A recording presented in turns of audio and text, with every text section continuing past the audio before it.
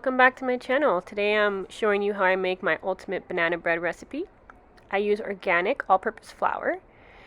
I put 2 cups of all-purpose flour. This banana bread recipe is good to make bread or muffins, so that's why I love to make it.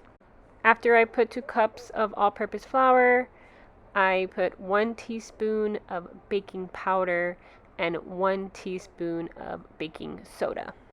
And then I also add half a teaspoon of salt. I use pink Himalayan salt. Now with this one banana bread recipe, I'll be making bread and muffins in this video. I will put timestamps on the bottom so you can skip through if you want to see me make the bread, which is the first thing, which I'm making now, and the second will be the muffins. I go ahead and incorporate all my dry ingredients in that bowl, and then I get another bowl and I put all my wet ingredients. I use stainless steel bowls just because they last for a long time and no chemicals. I don't have to worry about any chemicals leaking into my food. I'll link everything I use in the description below. So these are bananas that are definitely well overdue and I needed to use them right away. So that's why I'm also making this banana bread. So I use 3 bananas in this recipe, 3 full bananas. After I have all my bananas, I get a fork and I just smash them. Since they're so ripe, they are very, very soft. It doesn't take much to squish them. If your bananas are a little bit more on the yellow side, it probably need to take some time to smush them. Next, I add 2 eggs. Then I add 1 teaspoon of vanilla extract.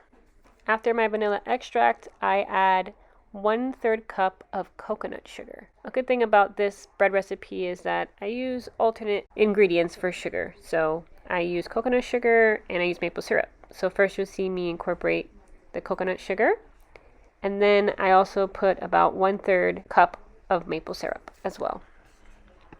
Now I buy my maple syrup in bulk every month. I buy this maple syrup from Vermont. And it's amazing. I love it. I get it from Amazon. I'll link that below. That is definitely one of my go-to things that I buy every month because I use maple syrup for a lot of things. Baking, using it as a sweetener anytime I cook. After I mix in my maple syrup, I add my dry ingredients. I don't shift my flour. I'm not a shifter. You can definitely do that if you like, but I just put everything in there and I use my hand to mix it. You can obviously use a mixer as well. I just like to do things quickly. You don't have to clean a bunch of things, so I'm just using a fork here to incorporate my flour into my wet ingredients. And those are all the main ingredients to make this banana bread. Now everything I add now is add-ons and you can play around with it. I'm adding walnuts. I just break them in my hand and I put them into my batter. You don't have to use walnuts, but using walnuts gives your banana bread or muffins a nice crunch and a good texture. So I incorporate all my walnuts into my batter, and you want to see that consistency of your banana bread batter. To prep my banana bread pan, I use a glass pan and I use coconut oil. You can use butter if you'd like, but I use coconut oil to prep my bread pan. This banana bread batter is good to make 1 loaf of banana bread, and you go ahead and pour that in there and it will be almost exactly half the pan, which is what you want. Now I usually don't add a banana on top, but I just felt like doing it at this moment, so I just had an extra banana and I went and I sliced it and I added it on top of my banana bread. This gives it some texture. Before I started any of my ingredients, I did preheat my oven to 350 degrees Fahrenheit, so I'm going to go ahead and put that in for an hour. Now I'm going to be using the same recipe you just saw me use, the banana bread recipe, but this time I'm making a second loaf of banana bread, but with a different add-on inside the bread. Second time around making this batter, it looks the same consistency, but this time I'm going to add 1 cup of chocolate chips. You can add any type of chocolate chips you want. This is my second bread pan that I've prepped with coconut oil again, and this time I'm going to add my banana bread batter.